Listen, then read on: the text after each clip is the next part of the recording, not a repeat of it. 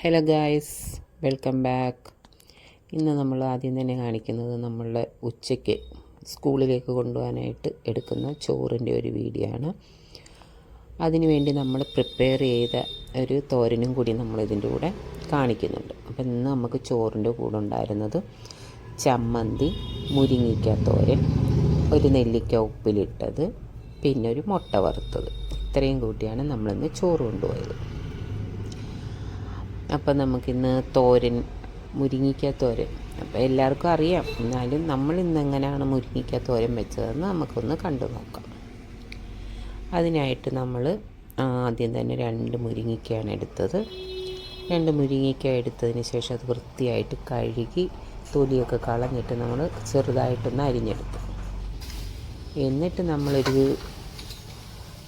കറിച്ചട്ടി എടുത്ത്, ചെറിയൊരു കറിച്ചട്ടിയാണ്, നമുക്ക് കുറച്ച് ചെയ്താൽ മതിയായിരുന്നു. അപ്പോൾ നമ്മൾ അതിനകത്തോട്ട് കുറച്ച് വെളിച്ചെണ്ണയൊക്കെ ഒഴിച്ച് കടുകിട്ട് 2 വറ്റൽമുളകും കറിവേപ്പിലയൊക്കെ ഒന്ന് വഴറ്റിയെടുക്കുന്നുണ്ട്.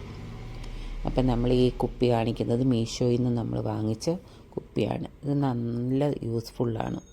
അതിന് മുമ്പ് വാങ്ങിച്ച നോബാണെങ്കിൽ അതങ്ങ് ഒരുമാതിരി അഴുകുന്ന കണക്ക് വരും. അപ്പോൾ അതുകൊണ്ടാണ് കുപ്പിയൊന്ന് മാറ്റി വാങ്ങിച്ചത്. അങ്ങനെ നമ്മൾ അതിൽ നിന്ന് കുറച്ച് വെളിച്ചെണ്ണയ്ക്കൊക്കെ വില കൂടുതലായതുകൊണ്ട് കുറച്ച് വെളിച്ചെണ്ണ ഒഴിച്ചു കടുകൊക്കെ പൊട്ടിച്ച് നമ്മൾ എടുക്കുകയാണ്. കടുകൊക്കെ ഇങ്ങനെ പൊട്ടി വരട്ടെ. എന്നിട്ട് നമുക്ക് ഇച്ചിരി വറ്റൽമുളകും കറിവേപ്പിലയും കൂടെ അതിനകത്തോട്ട് ഇട്ടൊന്ന് ഇളക്കിയെടുക്കും. അതിന് ശേഷം നമ്മൾ കഴുകി വൃത്തിയാക്കി അരിഞ്ഞ് വെച്ചിരിക്കുന്ന മുരിങ്ങയ്ക്ക അതിനകത്തോട്ട് നമ്മൾ ഇട്ട് കൊടുക്കുകയാണ്. അതിൻ്റെ കൂടെ അല്പം ഉപ്പും കൂടെ ചേർത്ത് നമ്മൾ നന്നായിട്ട് ഇളക്കി സ്വല്പം ഒരു കൈ വെച്ച് തളിക്കാൻ പറ്റുന്ന രീതിയിൽ ഒരു നുള്ളു വെള്ളം തളിച്ചിട്ട് നമ്മളൊന്ന് അടച്ച് വെച്ച് നന്നായിട്ടൊന്ന് വേവിച്ചെടുക്കുന്നു. ഇടയ്ക്കൊന്ന് നമ്മൾ ഇളക്കി കൊടുക്കുന്നുണ്ട്.